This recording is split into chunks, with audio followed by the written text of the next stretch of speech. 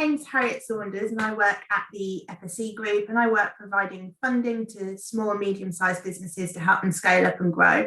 This event forms part of the FSE Festival of Funding, which is basically a series of workshops like this one aimed to improve access to finance and just improve a little bit of knowledge around the kind of support services available. So the focus of this session today is a focus on Birmingham support services. So it's in partnership with Greater Birmingham SMEs Growth Hub.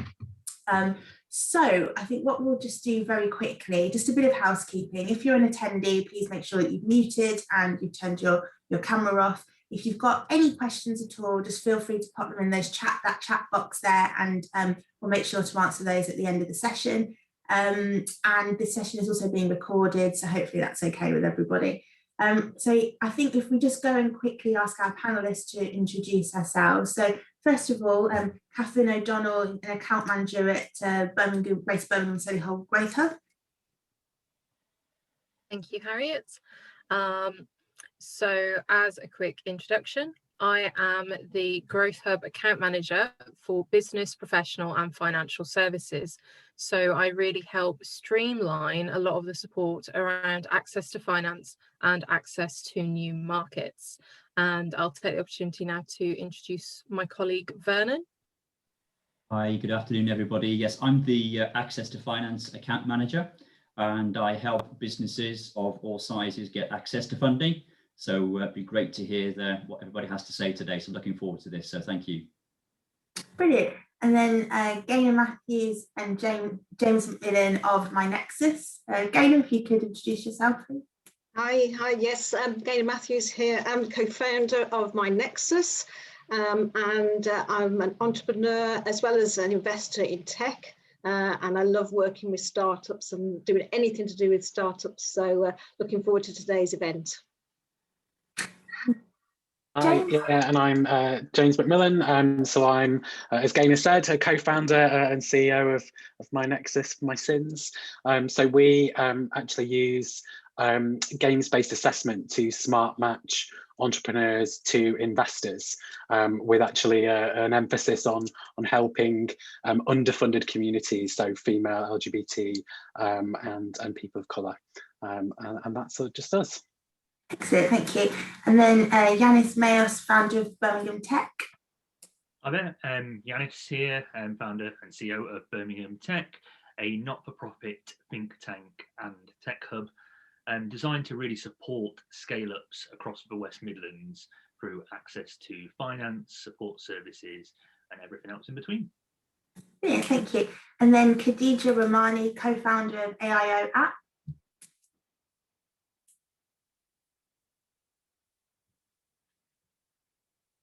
Oh, I think you're still on mute, Khadijeh. Sorry. Hello, everyone. Well, thank you very much for joining us today. To briefly introduce myself, my name is Khadijeh. I'm the co-founder and managing director of AIO App. It's a tech startup based here in Birmingham, and we offer a digital consumer engagement and reward platform as a mobile application to shoppers and as a SaaS base to local independent shops. Just to say a bit about my education, I hold an MBA degree from Aston University. Thank you. And then we've got Joel Blake, CEO of GFA Exchange. Hi, good afternoon, everyone. So Joel Blake, founder and CEO of the GFA Exchange. We're a portfolio risk management solution for the financial services sector. We provide a data analytics as a service model, which allows us to benchmark and monitor the performance of businesses looking for access for finance and for growth. Outside of that, I'm involved in a number of different activities, but for relevance of today, that's the core thing. Excellent, thanks, Joel. And then we've got Surlender Pendress, co-founder of Love Writing Co. Hi, good afternoon, everyone. I'm Surlender, co-founder of Love Writing Co. We are a relatively new startup. We started trading about 18 months ago. We've created an innovative range of writing products for children, and I am one of those entrepreneurs that have struggled, but also to gain access, but also benefited from being on networks like this, and also having some great colleagues like Vernon, who's enabled and helped me to gain access to finance. So yeah, I'm one of those entrepreneurs that have had trouble, but also been lucky enough to get some grants and access to finance.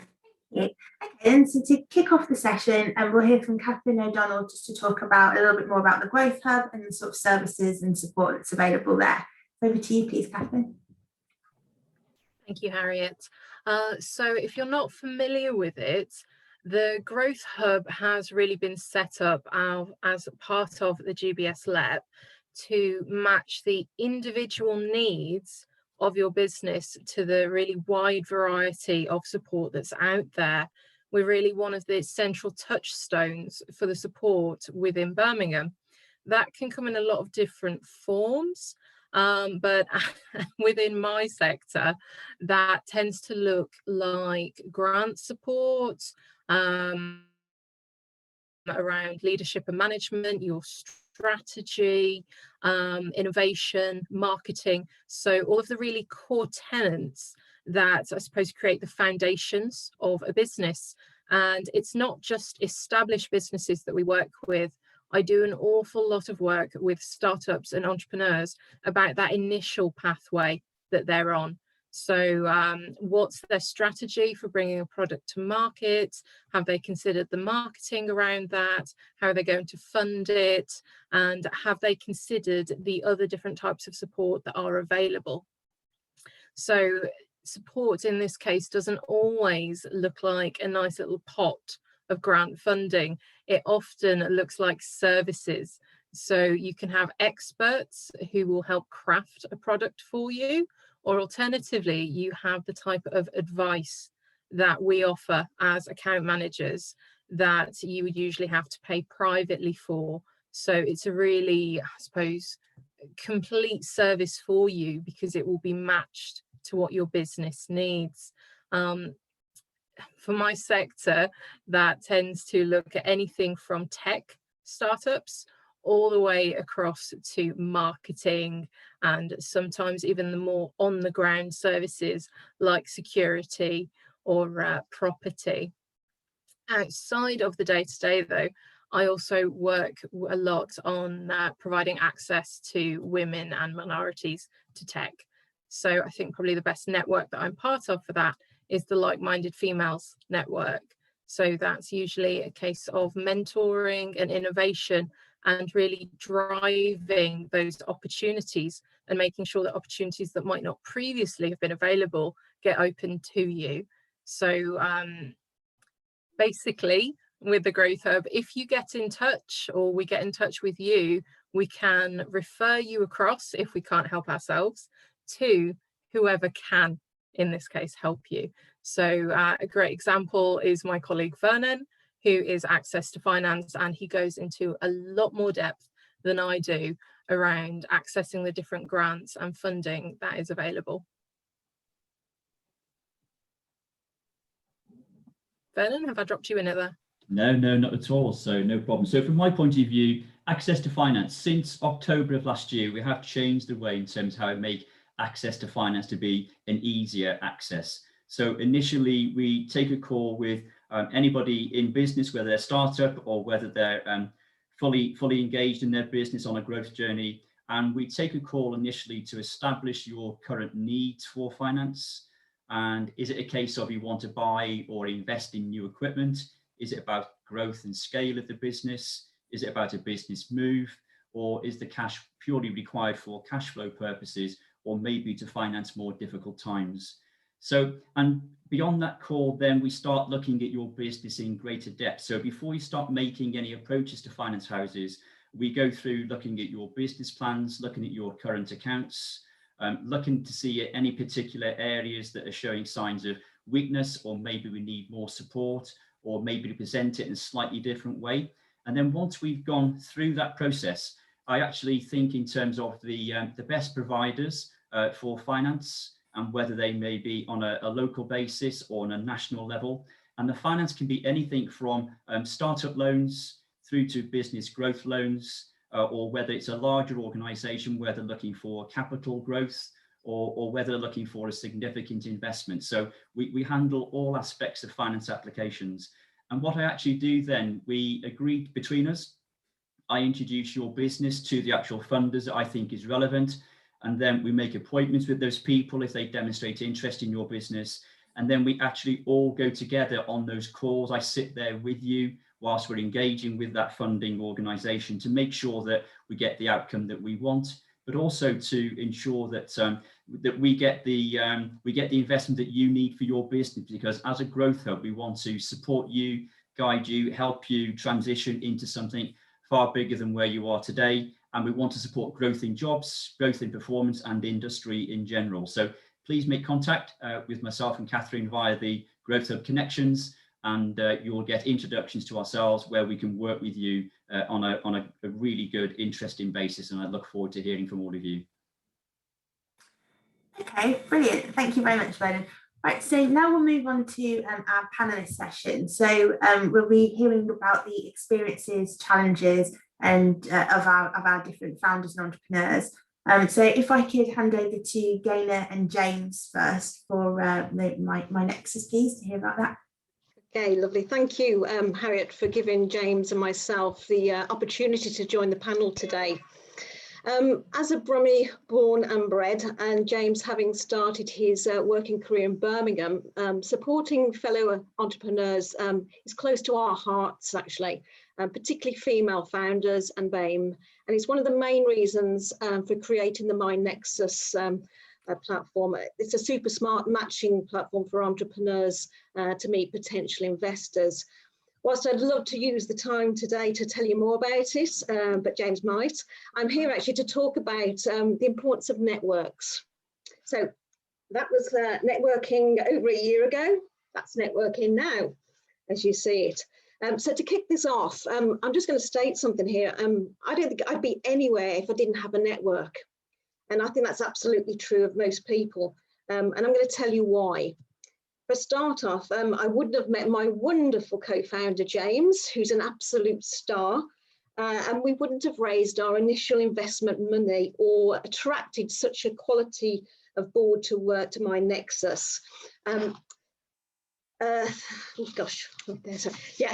Without your network as well, I think what you'll do is you miss out on access to amazing experiences and knowledge and information. Your network opens opportunities and keeps you on your toes as well. So, you know, the saying about keeping your friends close and your enemies even closer.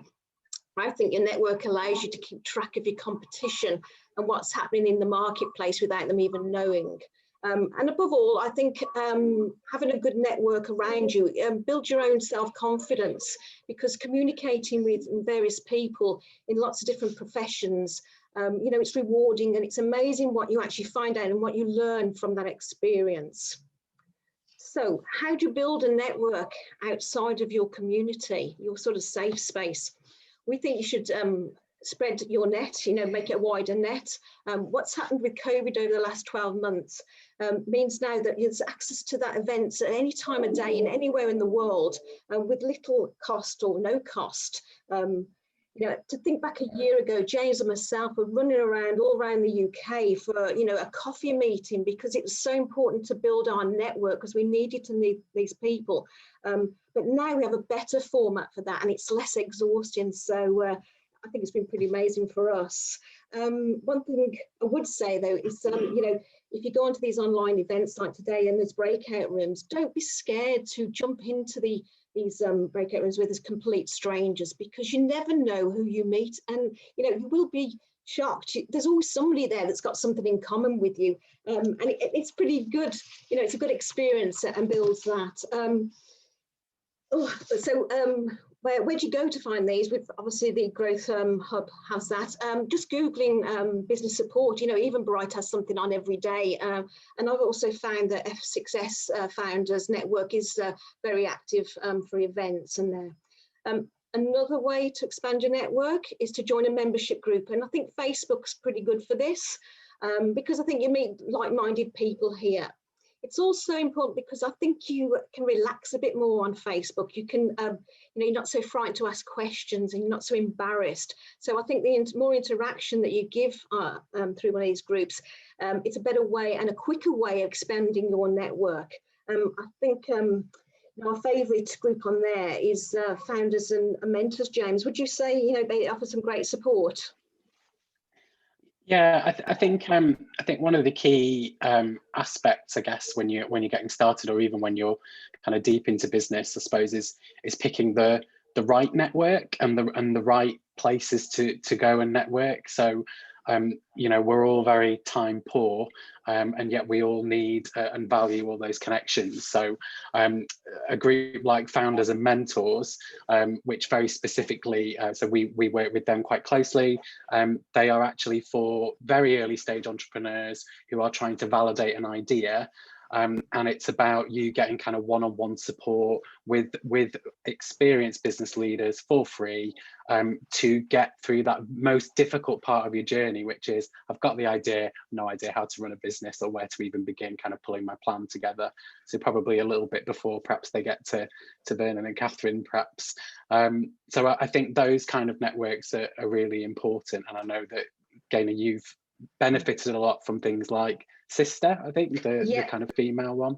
Yeah, that's an all-female membership group called Sister. It's relatively new. They're really, really encouraging when you're on there talking to everybody. It's very female-focused, and they discuss some great topics. And I'll tell you what, you're never short of a few laughs with this group. So it's a real breath of fresh air in the middle of the day, having a cup of coffee. It does make me laugh. So please do check that out.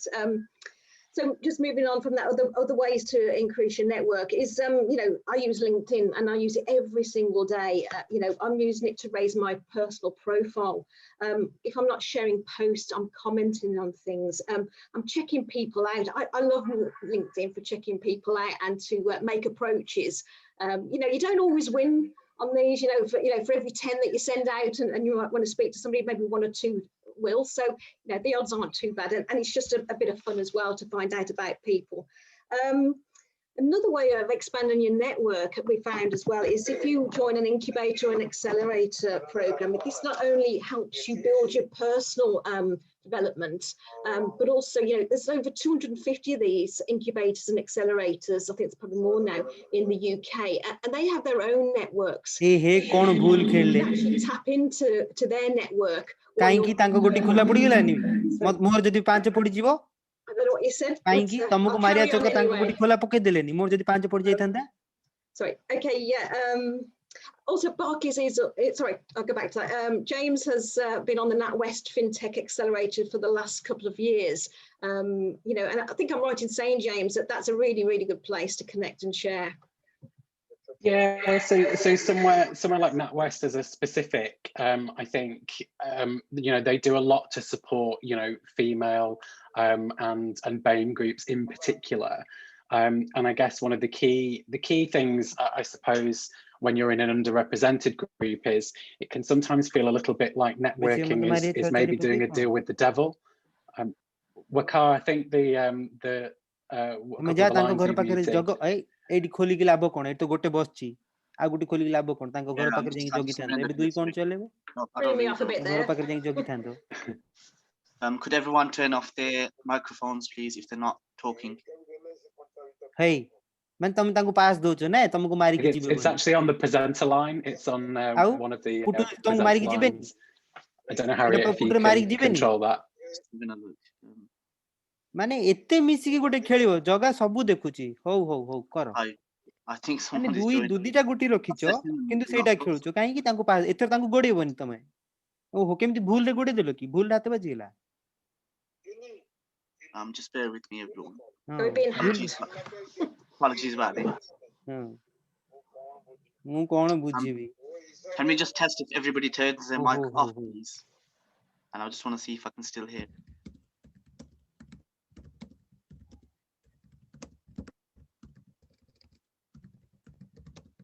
Harriet, I think you've got your mic on.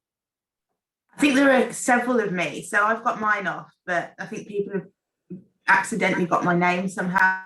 Okay.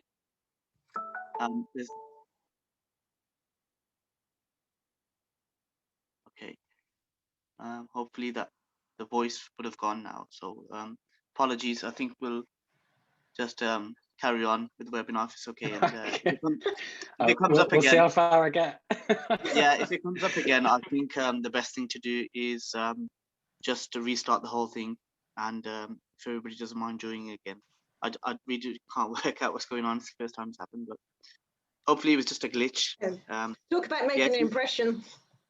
Yeah, if you guys can carry on. I'll carry on. So yeah, I was just saying that the Network Accelerator, the NatWest Accelerator, is a great resource and someone that champions kind of underrepresented communities. And I think that it's important when you're from an underrepresented community, I think that you approach, I guess, networking in the right way.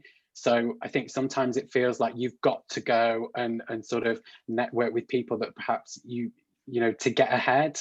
And our view, I think, on that is actually go and find the networks that really appreciate you and for who you are. You know, don't waste your time as well. Going around networks that actually, you feel like you're greasing the wheels, but it's not really doing anything for you. So don't kind of try and push water uphill, I guess, for want of a better expression. Good. Thanks, James. Also Barclays Eagle Labs. I particularly like their female founders network, which I follow regular now. And again, it's interesting, and it's throughout the whole of the UK, so it's not just regional as well. So I think that's important to spread a little bit wider outside your region.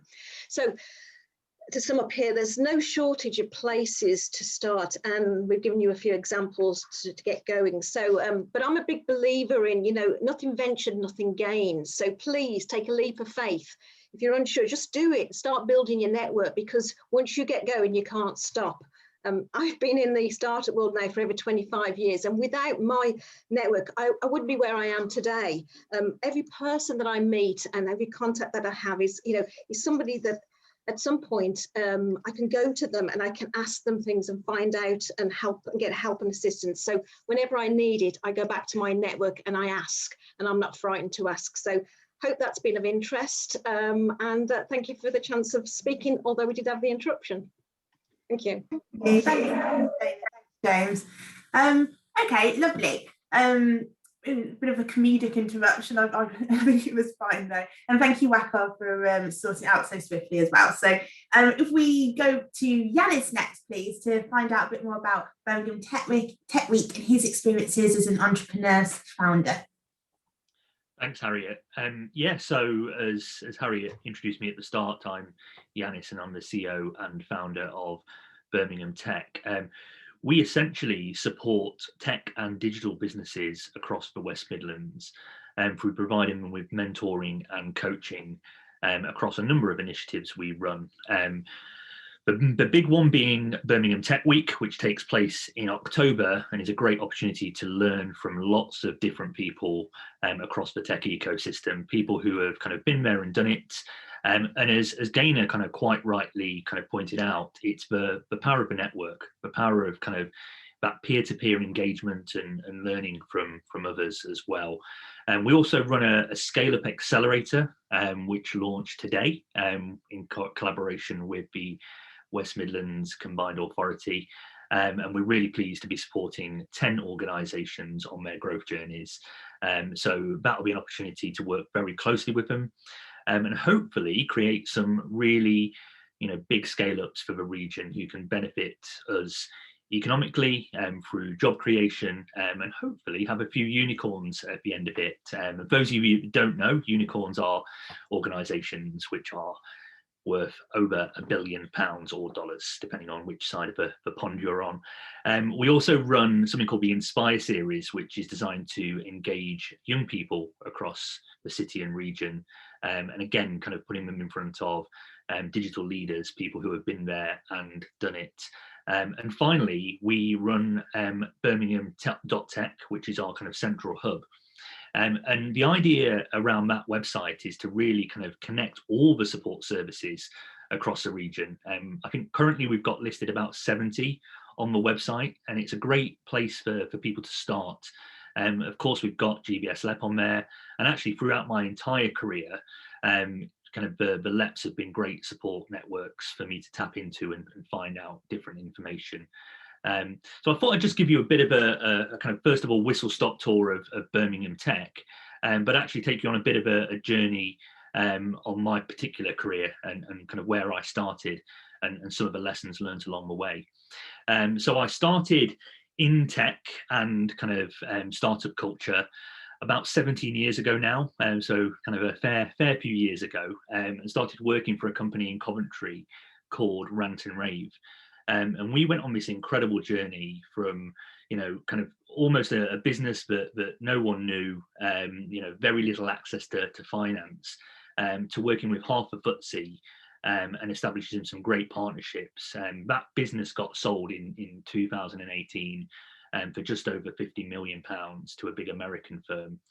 And I think kind of some of the lessons we learned along the way there was, again, the power of a network, absolutely, making sure that you're speaking to the right people, making sure you're understanding who your target audience is, but also the importance of forming strong partnerships as well.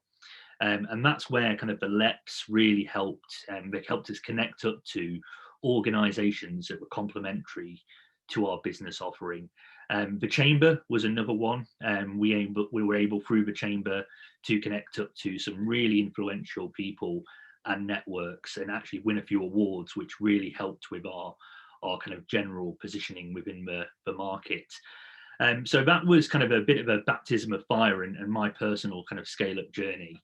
And I guess after that, I wanted to give back a little bit.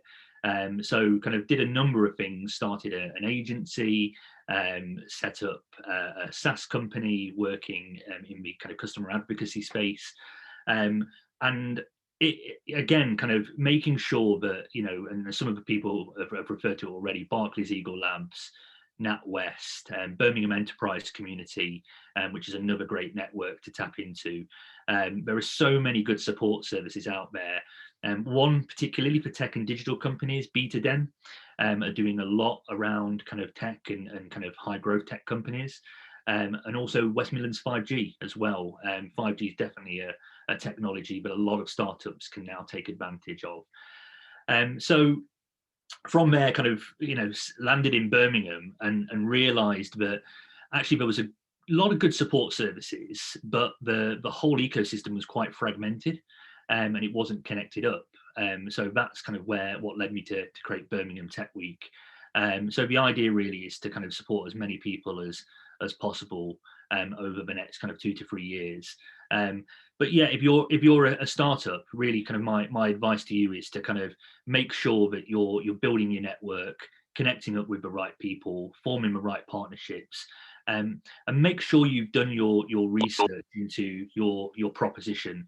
Make sure you've got a good product market fit, that you're actually solving a real problem, not a perceived problem, one that you've validated. And make sure you spend time actually building out your proposition and plan so that you're investment ready, so that when you do go in front of the right investors, that you're prepared and you can answer their questions, and actually you can position yourself in the right way. So hopefully that's given you, you know, a bit of advice and a few tips for you on your startup journeys. So yeah, that's me. Excellent, thank you, Yiannis. And then I'll hand over to Khadijeh, please. Yeah, Harriet and Vernon, thanks again for inviting me to be here today. So I'd like to kick off by sharing a bit more about IO app, that what stage of business we are, so you can link that you can be at a very early stage of business and still get so many supports which are available in the region. We are B2B and B2C, and our product, which is the applications, so haven't been launched yet, and so it is under development. Our primary target audience are hair and beauty salons operating in West Midlands, and stage-wise we will expand our business by onboarding retailers of other sectors such as fashion, dining, and etc. So the business is fairly new, set up in August 2020. And regardless that the pandemic has been going on, I always believe two factors of time and costs are limitation for startups, or let's say any new business in general. Such businesses have less resources, or they have limited budgets, especially if they are at their pre-revenue stage. So which of course have been the case for my startup also. But how I have tried to come across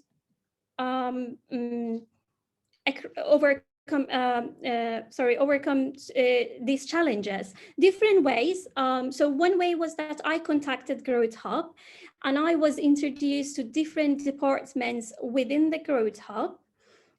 So I always say one connection leads to another one. And just to open a bracket here, so I clearly defined what I'm looking for to achieve and communicated those again clearly to the team of the Growth Hub. So I've been introduced to so many companies and business people in the region, those relevant to my business. So this is the expansion of my business network, of course, and they could lead to partnership, collaborations. You could even become, let's say, each one's clients, or even merge some aspects of your business. And of course, at the same time, it is also to spread the news that you are coming to the market at a certain time and would be launching, let's say, your offering soon. And I, again, believe this is absolutely important for any business as part of their pre-launch activities. And as you go further in your business. And so often I give an example that how important is to build and more importantly, maintain your network or the connections that you made. And that is, let's say, you are looking to outsource anything about your business. If you know you have already some potential suppliers within your network, so then I can say perhaps the trust is already made, and then it will be saving you a lot of time, because you do not need to look for a supplier from step one. So it makes basically the whole procurement process easier.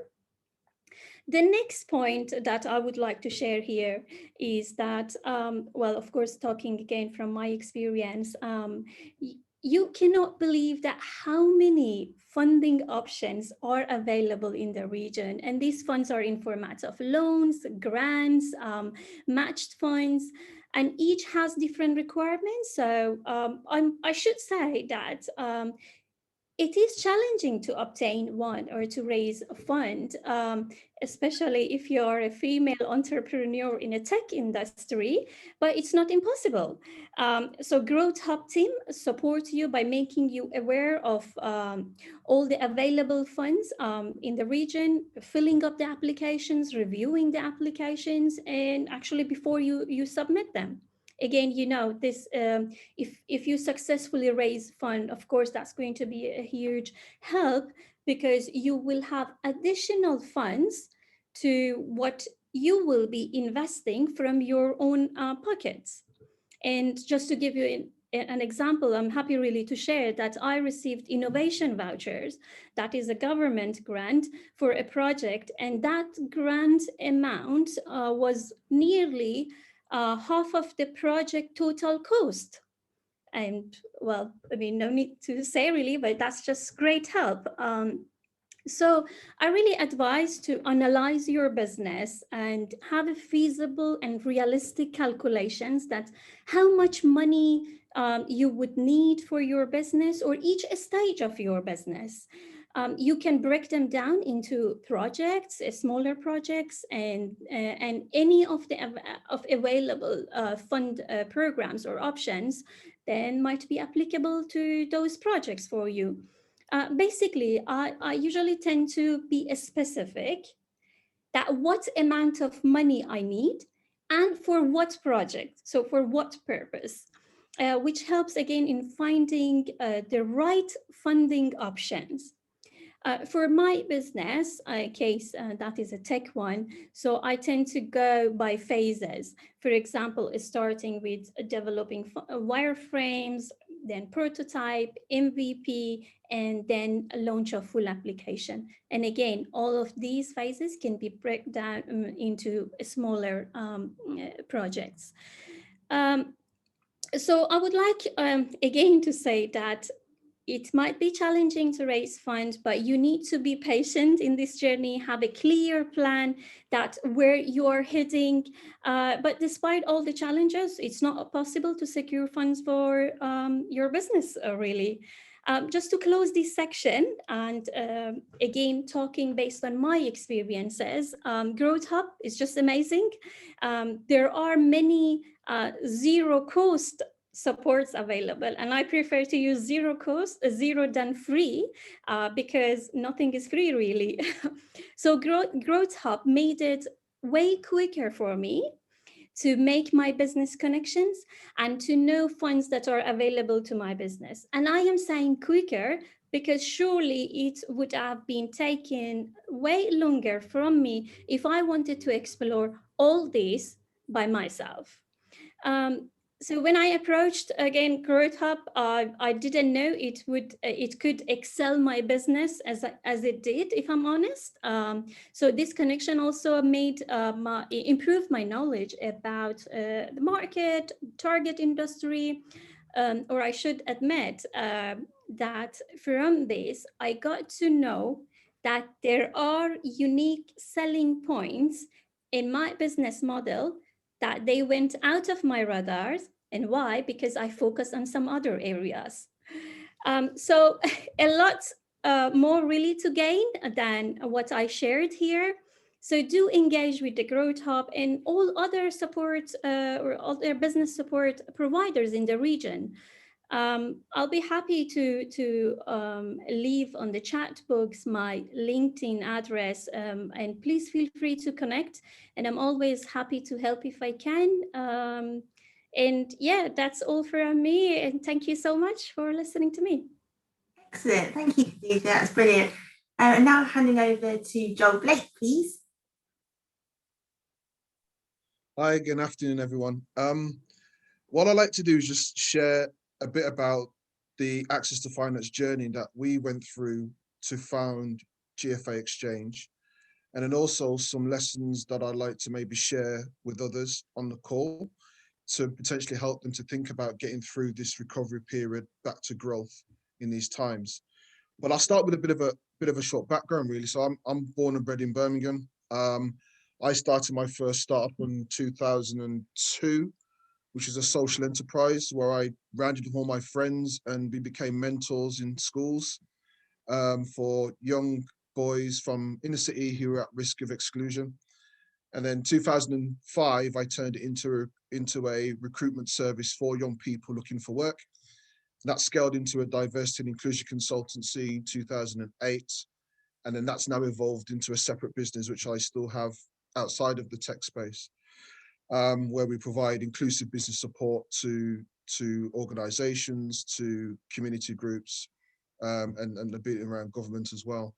But my connection with access to finance, if you like, started in 2012, where we co-founded one of the first startup loans delivery partners with British Business Bank.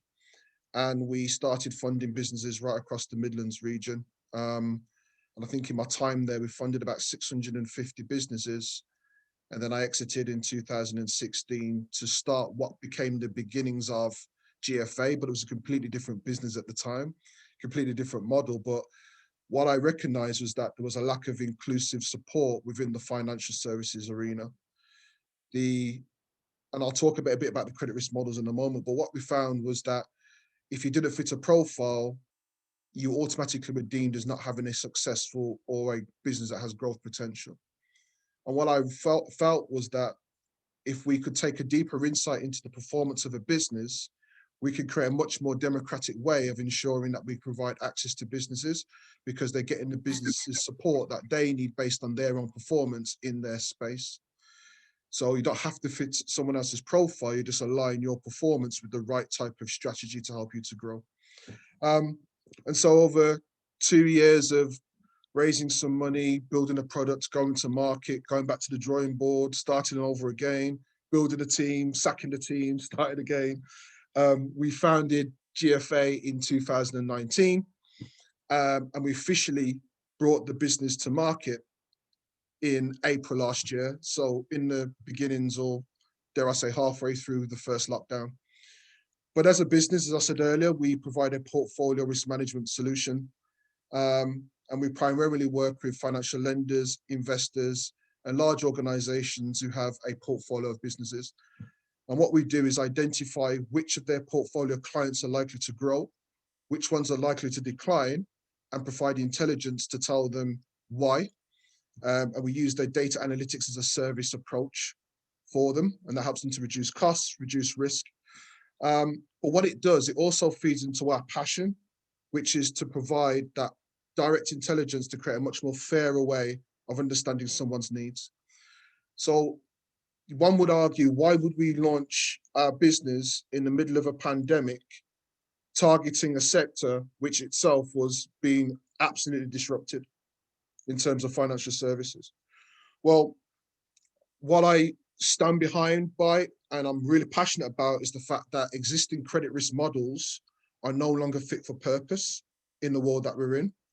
And indeed, over time, existing and traditional credit risk models are going to become obsolete. And that's because the combination of the impact of COVID, the volume of data, and the level of digital technology disruption as a combination is completely changing the way in which financial services and access to finance provisions are working now and will work in the future. And so when we looked at our business and our decision to go to market at that point, it was purely on the basis that if we don't change our approach now in terms of what we want to do for the market, we ourselves are going to become obsolete, because we were building a business that was supporting a traditional and almost archaic approach to helping other businesses to grow. So we looked at the fact that many of our competitors were pulling in data to help businesses, but none of them were really focusing exclusively on the performance of an individual business. So then the next question then arose is, well, how do you start a business in a highly competitive space as tech, let alone fintech, against a market that has no clue of what's going to happen to itself, but has to innovate quickly as well? So in order to look at our access to finance decision and going to market, we thought about investment straight off the bat. Angel investment seemed to be, fitting where we wanted to go. But one of the things that I would say to think about as a business is whether the funding strategy you're thinking about is right for the phase of business that you're in. And we made the decision that a type of angel investment and equity investment in particular wasn't what we needed right now, because how could we ask our potential clients to pay the funds or the revenue that we would expect, or the fees that we would expect as our business to provide a service to them, when they themselves don't know what their own business is going to look like?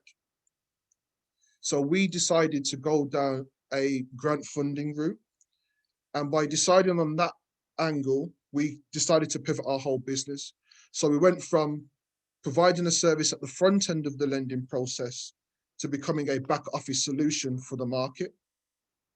And by going for funding, grant funding, we knew that we could then align our development alongside the needs of the market.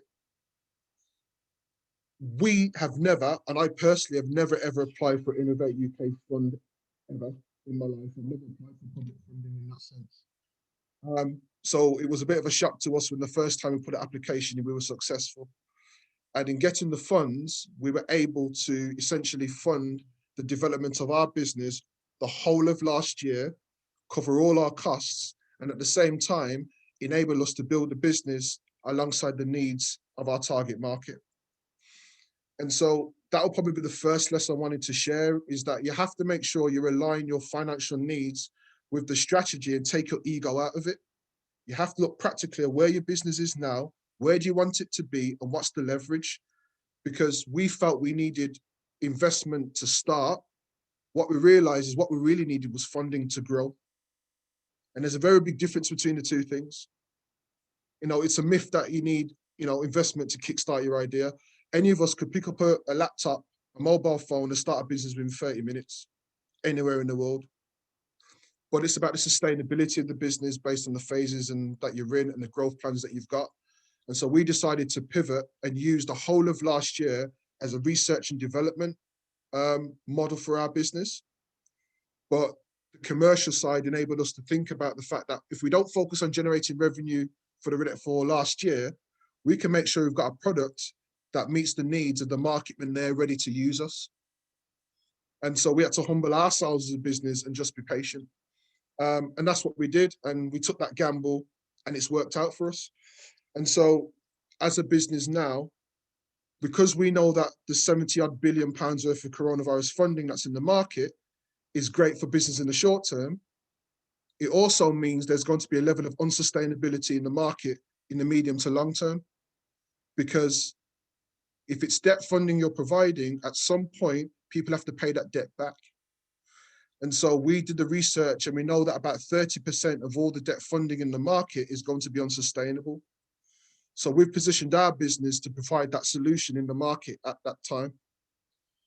And so from our perspective as a tech company, we were able to think about being as lean, as efficient as we can, so that when we can drop what we need to drop, when we need to drop it, we're good to go. And so it's important to have the right strategy for the right reasons, but be very patient about when you drop those strategies, dependent upon the phase that you're in. So that was kind of a bit of our experience there. And I just hope that adds some value to someone on the call. But there are 4 kind of things I've learned from, and myself and the team have learned from our experience last year, which is that it's important to be flexible. The idea that you have on your page today, in your notebook or on your laptop, may not be the business that you'll have even 6 months from now, 12 months from now, 5 years from now. So being flexible is important, but do not lose the authentic value of what you're offering in the market. As long as you know what your core purpose is and offer is, you can be as flexible as necessary to adapt to changes that you can't necessarily control. I think the second thing is seek the lessons you don't want to be taught. And what I mean by that is, if you are actively brave in terms of learning and wanting to learn more about the challenges that are around and how that affects you, it turns your vulnerability and your fear into a strength, because you then begin to harness that negativity and turn it into something that you can control. And that builds your resilience, because when these challenges come, and they will come, and challenges will come that you haven't even thought about yet, it's that resilience is what's what you're going to need to take you forward. And finance plays a really great part in oiling the wheels when those things happen, but you have to have a really strong plan in order to make sure you can make use of that finance when it comes in. So it's having great support like growth hubs, LEPs, accelerators, all the support services around you who could help you to anticipate when you need those things and what you're going to do when you get them, and to plan for when those things need to happen. I guess the third thing is I guess my real passion, and those who really know me personally, you know that it's about inclusion for me. For me, I don't care what you look like, who you are. I want to know that you're supporting me based on who I am, and I can support you based on who you are. And I don't think the financial space has that same level of thinking at scale. But I think what COVID has shown is that the sector itself and access to finance overall needs to be more inclusive than ever before, because the level of diversity of businesses and the challenges and the complexities that they have completely changed the way in which organizations who provide finance need to think. So the industry itself needs to be more inclusive, not because it's a moral or social thing. That's a given. We shouldn't even be talking about whether it's the right thing or not. That's irrelevant. That should be a given.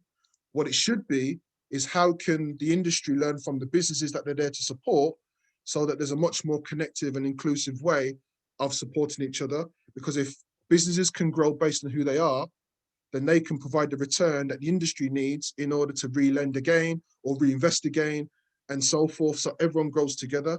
So it's not a you against us. It should be a collaborative approach, which then leads to my final point, which is about disruption. disruption is going to happen regardless, whether it's in our businesses or whether it's in the industries. And so it's important that we all embrace disruption together as well. Before I started this business, I used to work for the LEP, as some of you know. And so I led the access to finance and scale up strategy through the LEP. And so I never really wanted to be involved in that policy side, but having the understanding of that side, as well as taking the entrepreneurial side, really gave me a really good overview that if a business fails, the system fails. And if the system fails, they fail the businesses that they were set up to support. So it's really important we all adopt a much more inclusive approach to access to finance. As businesses, we need to be more inclusive about how we understand the needs of the services who are there to support us, but the services themselves also need to be open to being disrupted and being inclusive themselves in order to enable all of us to move forward to a much more inclusive future. So that's just my general thoughts really on that experience and kind of why I think inclusion is so important more than ever before. Thanks. Thanks, Joel, that's brilliant. And if I could then pass over to Surlender, please. Hi, good afternoon, everyone. I'm Surlender, co-founder of the Love Writing Company. So I thought I'd tell you a little bit about my journey and also the importance of being part of a community. I started Love Writing Co. after a very difficult journey, and my company creates a range of writing products that helps children to learn to write. So there was a lot of passion behind why I wanted to do what I wanted to do. But to get to that journey, it was never very easy. So I was a little bit lost. I don't have any business background. I was working for an insurance company for many years, hated it, knew I didn't want to be there. And my face never really fit in that corporate environment. So, but I stayed there, I paid the bills. So I started working with somebody, but I was very lost because I didn't have any business acumen. I didn't know where to go for grants. I didn't know where to go for funding. Basically, I didn't even know what a cash flow was. But like I knew I wanted to create a product. So I went along and joined the NatWest Accelerator community, where basically there was about another 50 other entrepreneurs there who were at various stages of their journey. And what I suddenly found was I was no longer alone. Being an entrepreneur can be a very lonely journey. But you don't have to face it by yourself. There is a lot of help there. It's just knowing where to go. It's just talking to people, exactly what Gaynor, Joel and Yiannis and James have all been saying, and Khadijeh, about how being part of a journey is key. It's about understanding who can help you in that journey. I wouldn't be where I am without being connected to a lot of these people on the panel as well. So I joined the NatWest Accelerator. Very quickly, I also was accepted into the Aston Growth Programme. That's where my thought process suddenly changed. So I was part of the NatWest Accelerator and the Aston Growth as another company. I quickly realised I was working with the wrong people. Quickly realised this company wasn't what I wanted to do in my life. So I thought the passion was there, the ideas were still there, but the people I were working with were completely not the right ones for me. Being part of the community, talking to a lot of other entrepreneurs there, they helped me make some really important decisions. And one of those decisions was to believe in myself. One of those decisions was I was not on my own. And another was one, I could bloody well do this myself. So I said my goodbyes to the previous company, cried for about 2 weeks, and then suddenly thought, right, I'm going to do this. So I set up Love Writing Co. back in February 19. We had nothing. It was brand new. And I was like, okay, but what I did have behind me was about a year of experience of working with people, connecting with people, being part of a community, knowing who to talk to and where to go. So suddenly everything just changed. Whereas I started with this community knowing nothing about business except that I wanted to do something, I suddenly was able within 6 months to create a new company, create a whole new range, take it, get it manufactured, launch it to market, secure a business loan, secure a startup loan, and launched the company in August 19. Within 6 months, I was selling that product via e-commerce. Now, I would never have been able to do that on my own. And that is purely thanks to a lot of people in my community. So that is very key. So that is something that I would say to you. If you want to know where to get access, that's great and really important part. But first of all, you've got to learn as well who can help you in that journey to get that access to finance a lot easier. I didn't know, apart from having the odd bank loan, I had no idea what business loans were out there, what startup fundings were out there. But, you know, it can be a daunting task, but with a little bit of help and support, it doesn't have to be. So another part of being that part of that community that helped me make the right decisions to secure the right funding, and also learn about grants and who to talk to and learn. And part of grants is, as Joel just said, is about putting the key information in them that you actually secure them. Grants can be very tricky because it's government money, it's European funding money. So it's like, don't go in and apply for one, actually get a little bit of help and support. What do I need to do? How do I need to get this funding? There is, you can get as much as sometimes 100%, or there's 60 and 50% match funding. So find out about the different ones that are relevant to you and your business. So part of it again was mentoring. I've been very lucky. I've worked with some great people, and mentoring has been part of that journey of helped me to understand, what do I need the funding for? What do I need the money for? How much money do I actually need? Me, I was like, yeah, give me 100,000 straight away. But I really didn't need that 100,000 straight away. I actually needed 25 grand to start the business. So it was like me having to step back and think, okay, don't go crazy. Just look at what I actually need, and then we can take it from there.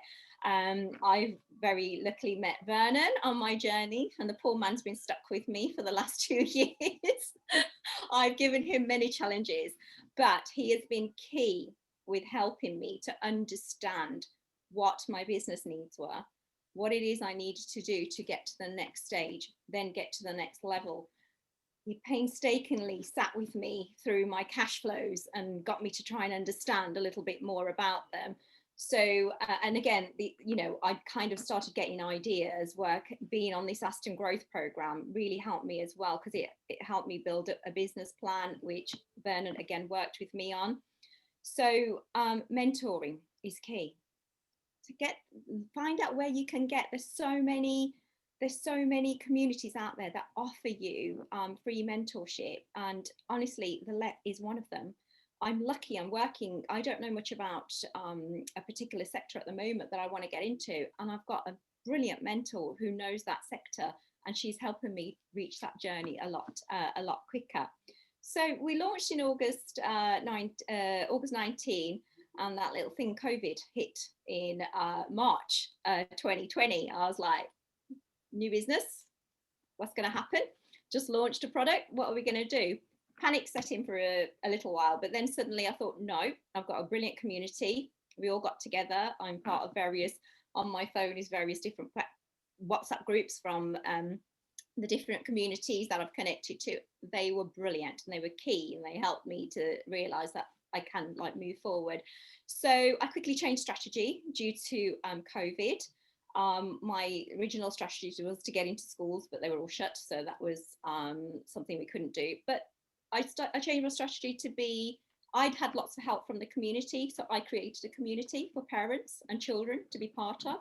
So it's also looking at your environment and looking at what's happening, as Joel said, what's happening at the current climate, and adapting to that.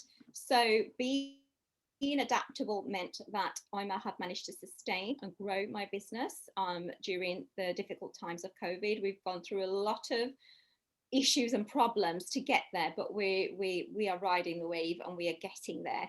So so where am I at the moment? I've been again working with Vernon, and I'm in a place where we are looking to raise finance. That is after I've been through the raised finance through debt, bank loans, and then also some grants.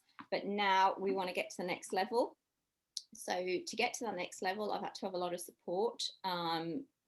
I recently did Venture Fest, where a lot of businesses pitched their idea. I was runner-up on that. Everyone else was tech companies, and there was me with my children's pencils and books. But you know, there is still, and everyone has to learn to write. So I'm in the process now. I've had to learn a lot how to prepare a pitch deck, how to prepare a business plan, strengthen those key tasks, get support and help. And you will find that getting access to finance, getting people interested in your business just suddenly becomes a little bit easier. So a couple of lessons that I have learnt is I didn't let what was going on with the current climate stop me. I adapted to what was going on with COVID. I realised I'm not on my own. There are lots of people there who can help and support. And for everyone on this call, I would say be part of that community. And also don't let other influences deter you. There's plenty of people that I meet on my journey that say, this is not right for you. Why do you want to do this? You could do that. You could do something else. I haven't let a single person stop me. And yes, at times it might, you know, shake my roots a little bit. And I'm thinking, what am I doing? But don't let it stop you. And finally is believe in yourself, believe in your business, and believe that you can do this. But remember, you're not on your own, and to be part of that community, to make that journey just a little bit easier. And you never know where you could be. 18 months ago, I didn't have a business. And now I'm at the stage where I could be looking to get some finance that's going to scale, enable me to launch in the US. So that's, I hope that's helped anybody listening onto the call. Thank you. Absolutely. Thank you, Surlender. That was brilliant. Okay, I think you've heard from all of our panelists now. So Waqar, if I could open up to you then, please, to field any questions. I've seen a few things come in the chat, but would you mind taking over? Sure thing. Let me just have a look, please. Bear with me. So the most recent question, I can't tell who it's from. Unfortunately, it's got your name and Harriet, but somebody's asked if they could, if they could own up to who it was. They've said, "Hi, I've contacted Growth Hub in Birmingham via email a while ago, but they haven't replied. Is anyone able to provide alternative images?" I'll sort that out in the chat, no problem.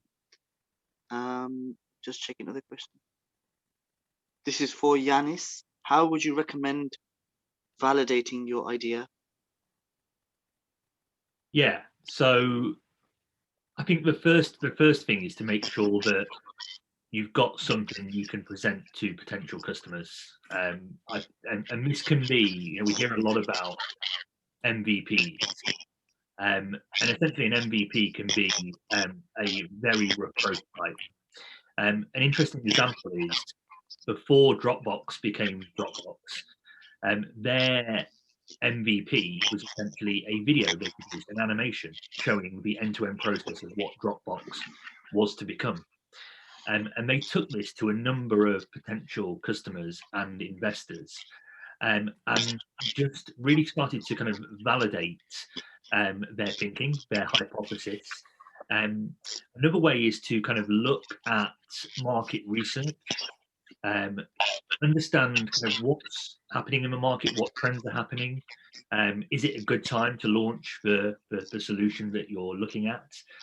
Competitive research, are there people out there already doing what you're planning to do? If there are, don't take that as oh, well, there's no point in me doing it. Actually, take that as actually there is an opportunity here. The market's been validated. And it's a great opportunity to actually start to think about, well, how can we differentiate ourselves from the competitors that are already out there? But ultimately, what it comes down to is asking kind of one killer question. And it's the question that most people forget to ask. And that's, would you pay for this product or service? A lot of people kind of start to show their friends and family, colleagues, and even people that are their prospects, and they'll talk them through it, and everyone will get excited. Everyone will say, this is a fantastic idea, this is great. And they'll forget to ask that killer question.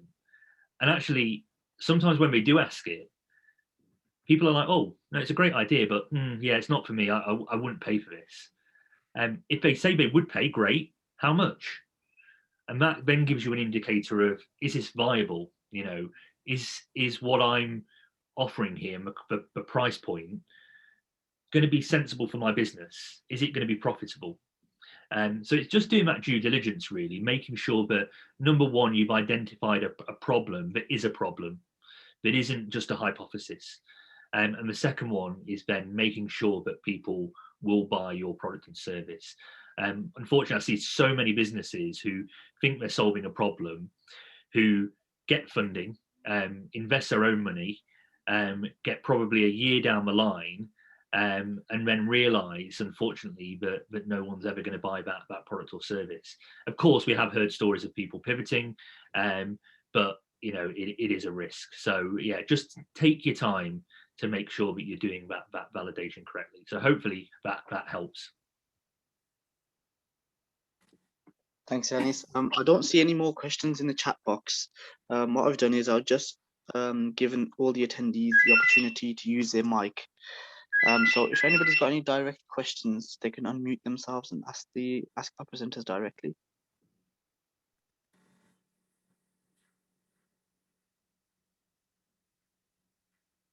No, I think we're pretty much good then. All right, well, thank you everybody for your time. Thank you for those that attended. Hopefully that was useful. I'll make sure to circulate the panelists' email addresses if you want to get in touch with them directly, and the session will be available to re-watch as it's being recorded. So big thank you to everybody for participating. Thanks to the panelists.